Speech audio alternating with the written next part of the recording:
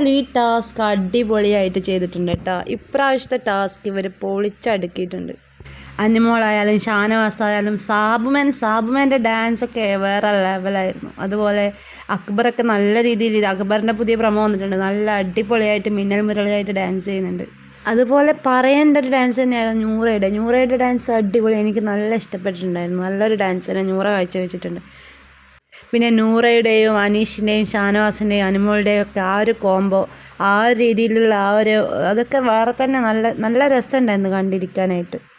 അനുവിനെ പിന്നെ പറയാതിരിക്കാൻ പറ്റില്ല കേട്ടോ. അനു അടിപൊളിയായിട്ട് ചെയ്തിട്ടുണ്ട് രേവതിയുടെ ടാസ്ക്. മൊത്തത്തിൽ ഈ ഒരു ടാസ്കിനെ അങ്ങ് തൂക്കിയേക്കുന്നത് നമ്മുടെ ഷാനവാസും അനുമോളും തന്നെയാണ്.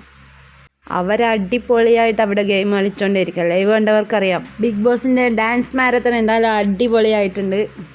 എന്നാൽ അവിടെ ജിസേലിൻ്റെ ഒരു കുറവ് ശരിക്കും ഉണ്ട് കേട്ടോ. ഈ ഒരു മാരത്തോണിൽ തീർച്ചയായിട്ടും ജിസേൽ എന്ന് പറഞ്ഞൊരു കണ്ടസ്റ്റൻ്റ് ഉണ്ടായിരുന്നു. അത് കുറച്ചുകൂടി നല്ല അടിപൊളി വൈബിലേക്ക് കാര്യങ്ങൾ കൊണ്ടുപോകുമായിരുന്നു.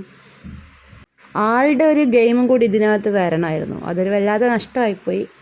കൂടുതൽ അപ്ഡേറ്റ്സിനായി ചാനൽ സബ്സ്ക്രൈബ് ചെയ്യുക.